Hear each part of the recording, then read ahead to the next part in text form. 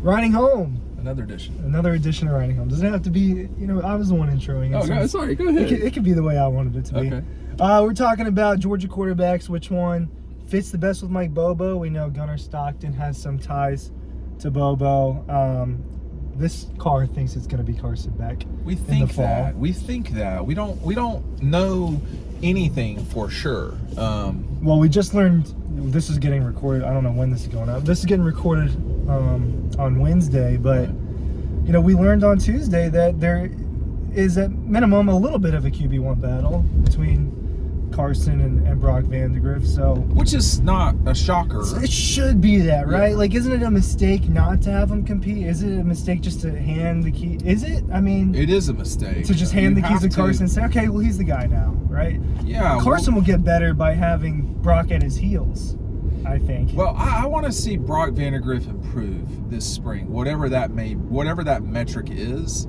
And part of what this video's subject is who's going to get better with Mike as the offensive coordinator, who is in more prime position. Mike's dealt with different types of quarterbacks his entire time at Georgia. I mean, his quarterbacks coached with David Green and DJ Shockley, Aaron Murray and Hudson Mason. I mean, like there were different Matthew and Joe Cox, and like there were different types of guys. The most athletic of that bunch was probably Aaron, and although I would say Matthew is a better quarterback, period, Aaron was the better college quarterback of all of them. I think it's just going to be tough to beat out Beck because he's the furthest along. That would be my suspicion. He is the furthest along. I think he's got a really strong arm, something that's been talked about this couple of days. Who's got the strongest arm? Kirby came up the other day with this whole I don't know whose arm is stronger thing.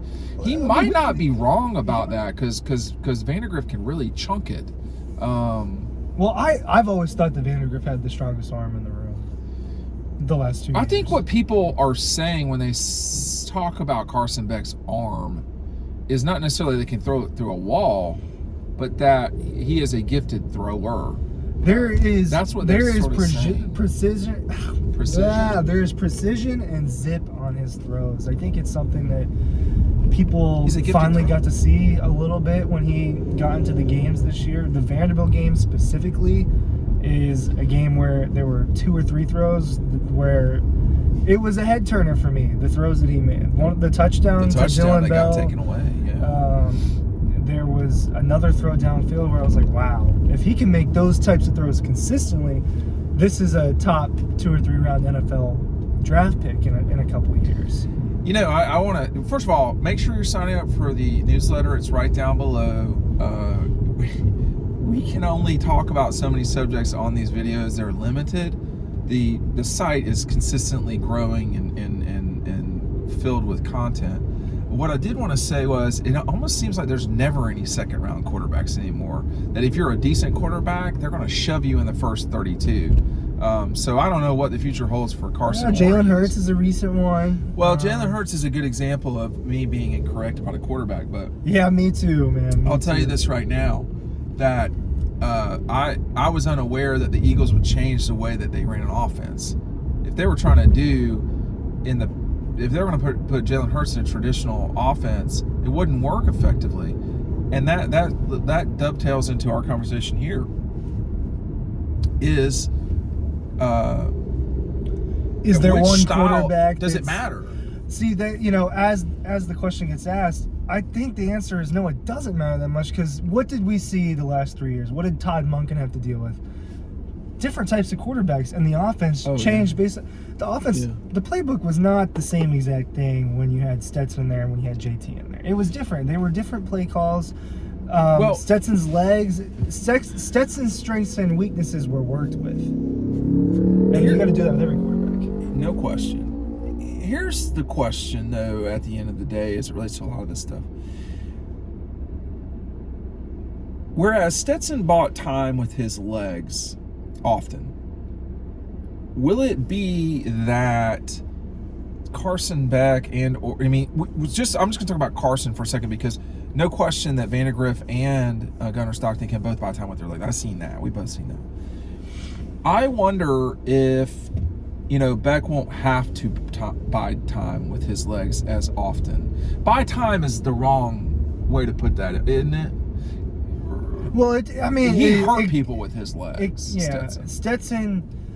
Well, he did it all with his legs. There were plays where he bought time. There were design plays. That he can. I think Beck can. All of the quarterbacks can buy time. All of them can do that. None of them are as gifted of a runner, I think, as Vandegrift is. But Gunnar can take off. Yeah, I mean, Gunnar looks like he can take contact. He was playing in slow motion when I watched him in high school versus the guys he was dealing with. And secondly, I don't like personally, and these guys are a little smaller than I am, weight-wise, but I don't like. So that is to say, they are big people. I don't like quarterbacks who are eager to hit other people when they run. He would lower the shoulder, man. Both Gunnar, but more specifically Brock, loved that shit. I mean, they were all over it, and I'm just like, not in the SEC. Maybe not in this league. You're not. There's only so many Vandegrift. These guys are all three winners. Vandegrift, when you watched him play at Prince Avenue, and even when you watched him at G-Day last year, I mean, the speed is just legit. And then when he turned the corner that one time and just whammed that kid right into the end zone, it's like this guy, when he needs to, he can really do it. And I will say this about Vandegrift. He played hurt a lot his senior year at Prince Avenue. Now, it wasn't severe, injury, but he was hurt for sure, and he had to watch it at times. So I think, to me, because Beck is in the pole position, I guess, if you want to call it like that, what Mike will do is, there's this one quote that he had after Matthew left and it was going to be Joe Cox. People that don't know Mike Bobo or haven't been around him, he has a particular way of saying things. But he just said, we're only going to do what we can do, where I'm not going to ask Joe to be Matthew Stafford. And he didn't. They just didn't have the players around Joe that could make up for the discrepancy between Joe and Matthew. And as time went on, he never said that about Aaron Murray. We're never going to, we're not going to ask Aaron Murray to do things Aaron Murray can't do, because there was a lot Aaron could do. There's a lot all of these three guys can do.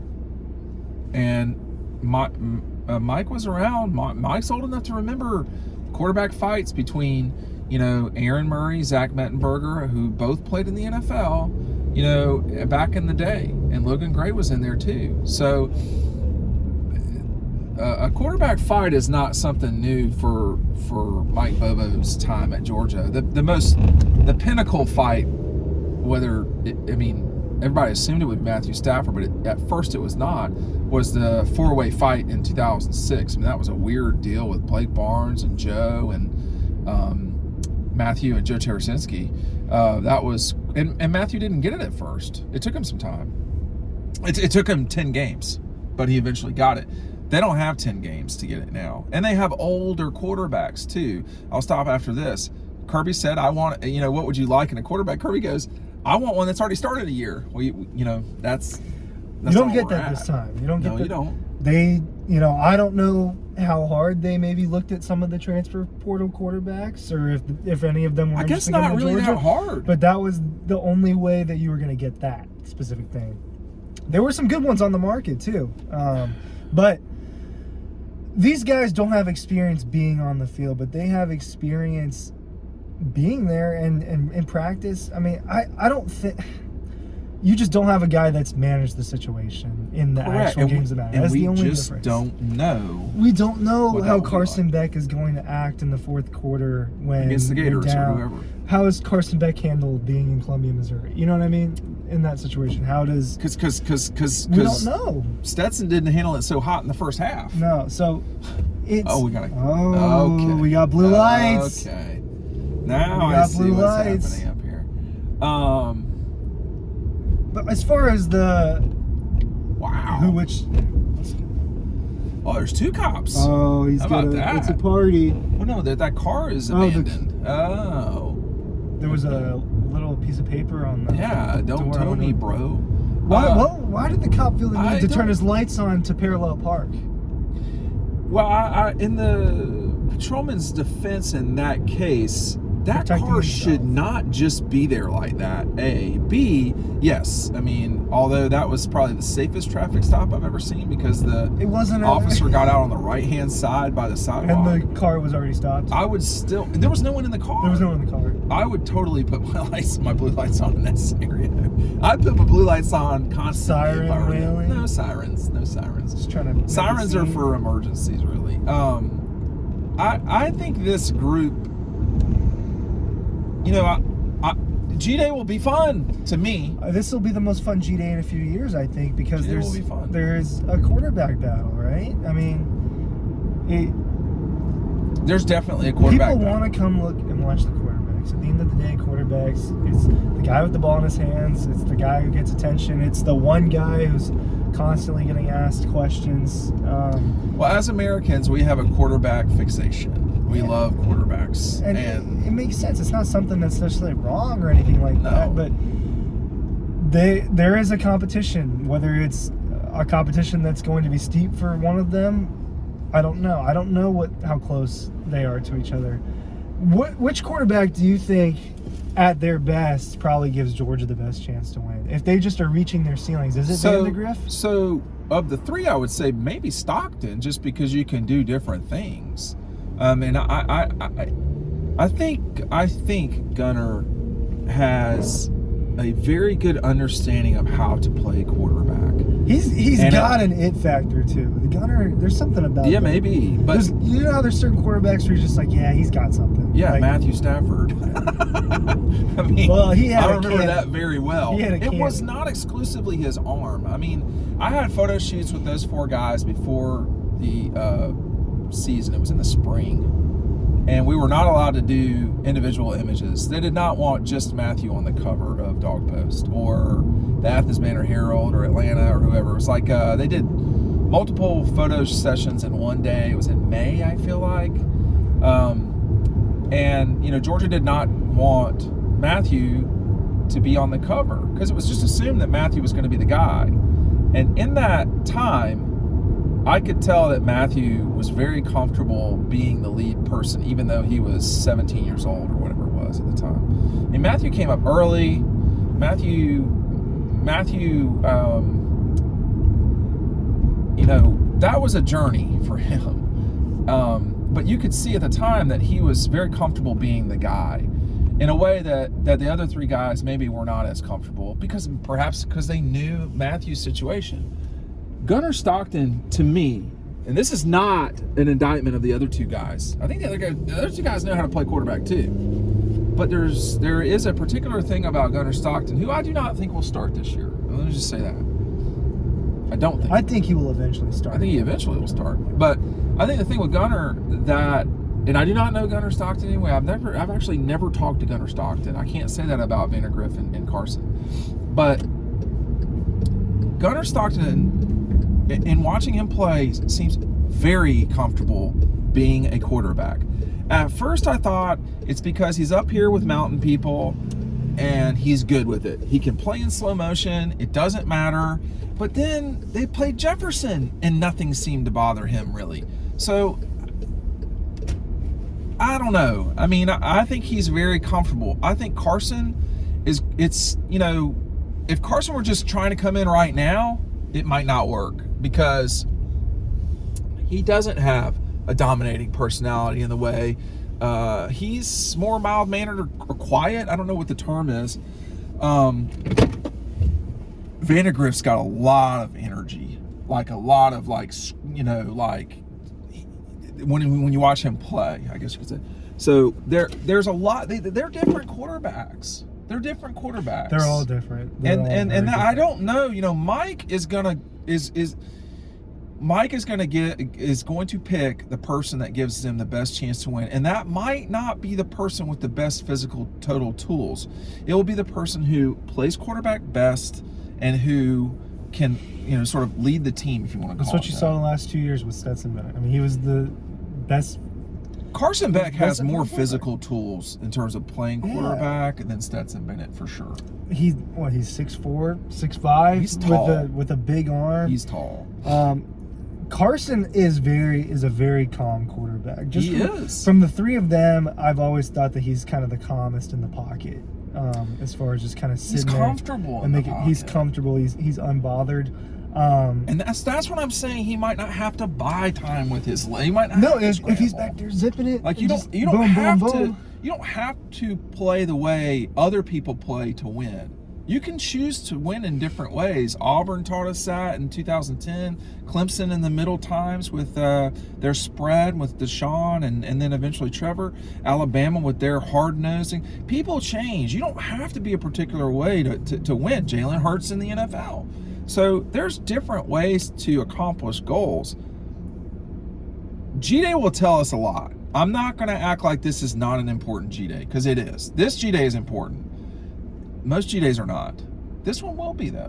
It is, because we're going to get to watch them compete against each other. It's man. 1/15. It is just 1/15. It is. There's a lot for spring. So there's 45-ish practices before they play. And then they play 2 gimme games. They got 3, I think. You calling South Carolina a gimme game? Is South Carolina in the first 3 I think games? they're the 3rd, right? I don't know. Why don't you know these things? You would if you had our newsletter, which is right down below, and you can reference it. But they have not the hardest schedule on earth. They're not opening with Oregon. I don't have the 23 schedule memorized. And I'm not. I mean, them losing South Carolina, I'll believe that when I see it. I'll put it No, that but way. hey, you usually look, if you're a Georgia fan or a fan of a big school, I think you want to play a really big school in week 1. I think that there's a lot of advantages to it. Yeah. This year, I think you should be cool with the way the schedule lines up and it being the cupcake games at the beginning, because it will be a new starting quarterback. And But at a new offensive coordinator, there's a lot of new this year. There is a lot of new, but they would stomp Oklahoma's face in the dirt in week 2. Oh, yeah, if they were playing that game, they're just not. But even I'll end my commentary in this way.